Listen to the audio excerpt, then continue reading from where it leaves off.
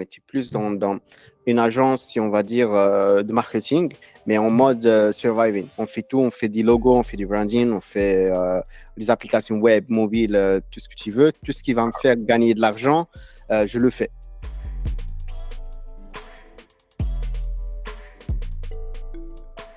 Il y a d'autres personnes, Live, l'ONG Live, enfin, il y a pas mal, c'est des gros clients quand même qui viennent pour des bons contrats. Et après, je me suis retrouvé, j'ai fait mes calculs, je dis, mais non, en fait, je vais dépasser les 20 000 euros facilement.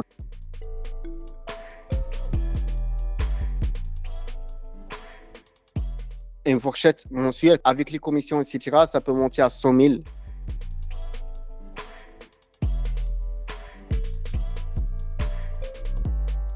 Je vais faire une boîte de prod aujourd'hui qui s'appelle Digital Speak Production et Closer Studio. Comme ça, en fait, je ramène les clients, ils font la création de contenu et comme ça, j'ai un truc propre à ma manière, à ma vision.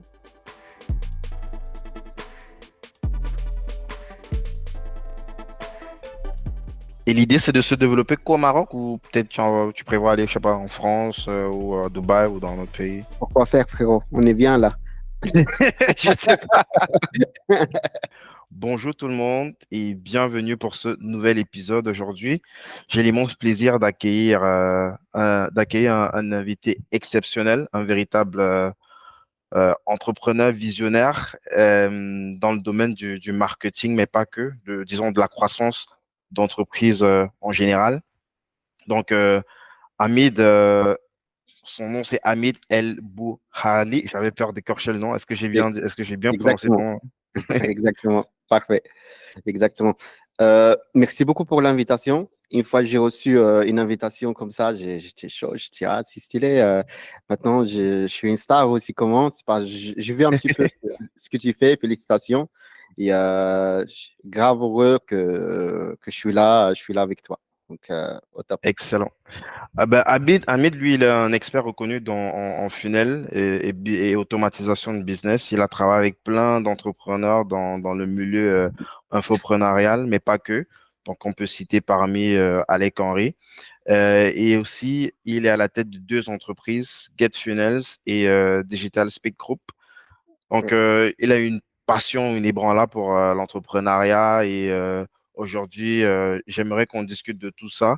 Il a fait plein de choses, mais sauf que j'ai la sensation, je lui disais ça en off, qu'on ne le voit presque pas en ligne. Donc, j'ai plus l'impression que c'est quelqu'un qui travaille en coulisses. Et avant que je te propose de te présenter, Hamid, ben, est-ce que déjà tu peux me dire pourquoi est-ce que tu es invisible en ligne? Ok, parfait. Je suis trop dans la productivité. C'est pas tout le monde me pose la question. C'est pas pour travailler avec moi au début. Au fait, là ça va. Ces 2 dernières années ça va, mais avant c'est pas. Ça fait 7 ans qu'on fait ça, et donc on a lancé pas mal de projets. On est derrière pas mal de lancements, etc. Mais on était plus dans la production, donc on n'a pas eu le temps de se faire s'afficher, etc. C'est pas notre but. Notre but, c'est de travailler également notre productivité, notre produit, et être les meilleurs dans le marché. Donc, lorsque tu travailles pour être le meilleur, t'as- j'ai l'impression, déjà pour moi, tu n'as pas au fait le temps pour, si on va dire, être visible trop dans les réseaux sociaux, sur Internet, etc. Donc, mais maintenant, comme j'ai une équipe, on va en parler par la suite, que j'ai le temps un petit peu, par exemple, d'assister comme ce que fait aujourd'hui. Donc, voilà, tout simplement. C'est juste une Excellent. question de productivité. Ben, Ahmed, du coup, je te propose, si tu le veux bien, de te présenter succinctement. Qui es-tu? Ok, donc merci beaucoup. Donc, je m'appelle Hamid Bouali, donc j'ai 33 ans. Je suis un Marocain, je suis né au Maroc et je suis toujours au Maroc. Et donc, à la base, je suis ingénieur en informatique. Donc, j'ai pris mon diplôme en 2015-2016. Et donc, j'ai travaillé dans une multinationale, à peu près dans tout ce qui est banking, tout ce qui est CRM, etc. Après, j'ai vu que, enfin, c'était trop technique. C'était un petit peu, si on va dire, mon rêve d'être ingénieur en informatique depuis que j'ai, je sais pas, 10 ans à peu près. Depuis Mm. que j'ai mon premier ordi. Donc, j'étais vraiment attaché à tout ce qui est, je suis un petit geek tout simplement. Et donc, j'ai eu mon diplôme. Après, j'ai travaillé un petit peu, tout ce qui est technique, machin. À un moment donné, j'ai eu des équipes à gérer. Et donc, du coup, Du coup, là, je parle de mon parcours. Du coup, Mhm. je me suis dit, OK, qu'est-ce que je vais faire? Bah, je vais prendre quelqu'un en freelance. J'étais un mauvais salarié. Donc, j'ai pris quelqu'un en freelance en consultation technique, en tout ce qui est infusion soft. Et c'est tombé que c'est un gros marketeur. Je ne connaissais même pas. Je n'étais pas trop dans marketing, etc. Je suis dans tout ce qui est développement, tout ce qui est informatique, tout ce qui est technique. Et donc, après, directement, j'ai vu un petit peu, j'ai vu les chiffres. Et depuis toujours, j'ai, si on va dire, la technicité. J'étais geek, mais j'ai également cet aspect de créativité, d'esthétique, design, etc. Donc, du coup, qu'est-ce que j'ai fait? Bah, donc, j'ai proposé mon service technique, également ma créativité à la personne. Et donc, du coup, il a doublé, triplé son chiffre d'affaires à travers mes compétences déjà techniques et ce que je sais faire. Et donc, du coup, après, je vais que, voilà, que j'ai un gift, comme on dit, et que, comme quoi, en fait, je peux faire du marketing. Et donc, du coup, qu'est-ce que j'ai fait? Bah, il m'a proposé, au fait, qu'on bosse ensemble. Et donc, du coup, directement, donc, j'ai commencé à fouiller un petit peu dans tout ce qui est marketing. Ça, c'est en 2016, 2017. C'est à ce moment-là, je me suis dit, OK, je dois avoir une équipe. Et c'est comme ça que Digital Speak a commencé. J'ai commencé avec mon petit frère qui vient d'avoir son diplôme en développement. J'ai commencé avec un ami, au fait, qui était designer. Donc, j'ai mélangé les trucs, j'étais manager et on commence à avoir plus de clients. On a travaillé bouche à oreille, full bouche à oreille, recommandations. Déjà, qui vous a fait ça? C'est telle personne, c'est Hamid, etc. Et donc, les gens me contactent. On les accompagne dans leurs projets et voilà. Jusqu'à qu'on a fait Digital Speak. Une fois que j'ai fait Digital Speak, j'ai commencé à recruter.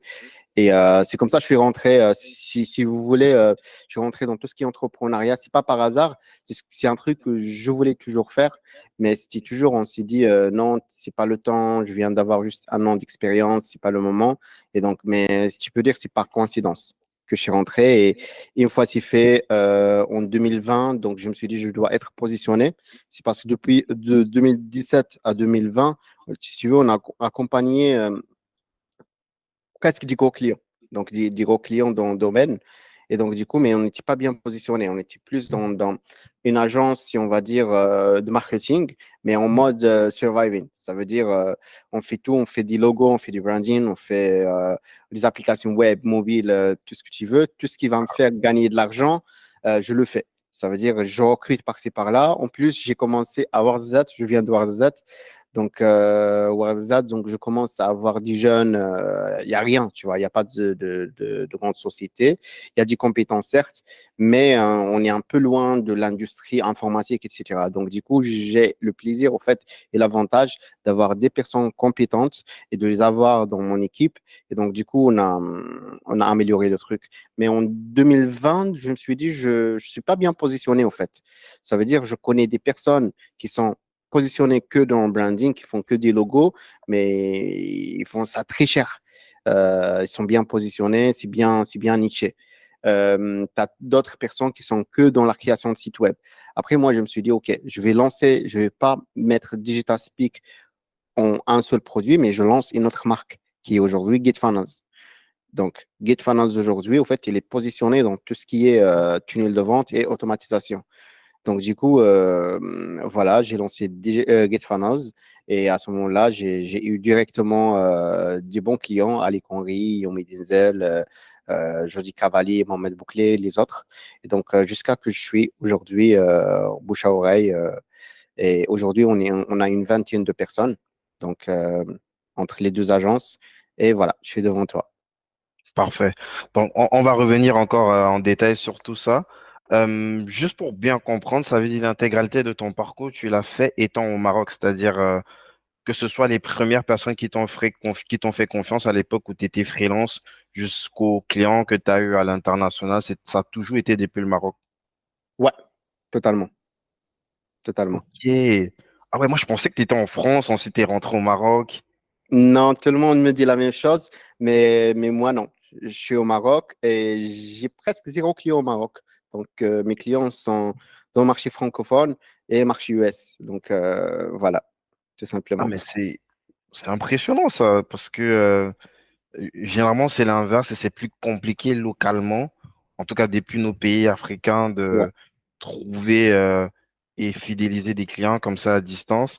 Et bah, du coup, on va revenir derrière, hein, mais c'est juste Ouais, pour ouais. savoir comment est-ce que c'est possible de prospecter ces profils de clients-là, puisque ils te connaissent de nulle part, quoi. De base, tu n'existes pas. Tu vois, même moi, pour te trouver, toi, j'ai dû creuser, fouiller avant de pouvoir t'identifier dans l'écosystème, quoi. OK. Le premier client, moi, j'ai prospecté une seule fois. C'est le premier client. Le premier client, c'est parce que enfin, je cherchais même pas je cherchais même pas avoir un client, par exemple français ou un client, je sais pas, étranger.